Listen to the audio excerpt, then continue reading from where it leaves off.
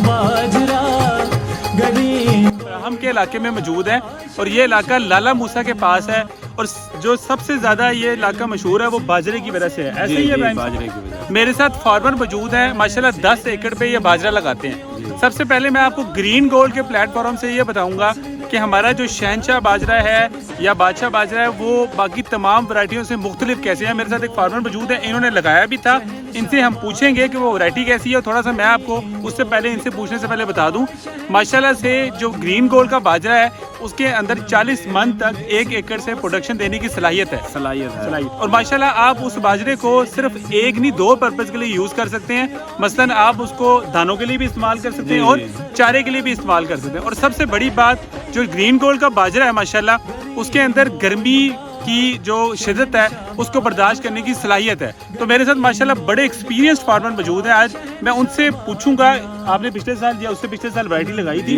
आप बताएं लोगों को वैरायटी क्यों लगानी चाहिए?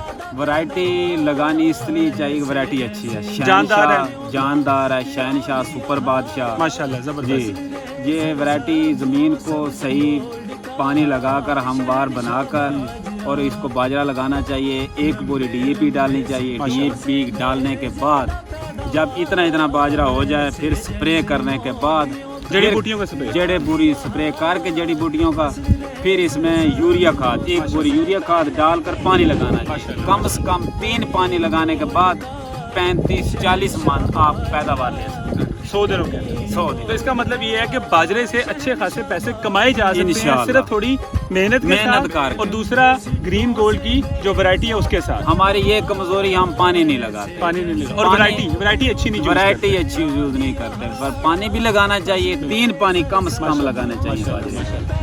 पैदावार जो है वो हमेशा अच्छी वैरायटी के साथ ही आती है। ये फार्मर है माशाल्लाह, इनका आपने एक्सपीरियंस भी सुना है और इन्होंने आपको बताया भी है कि आपने बाजरा कैसे लगाना है।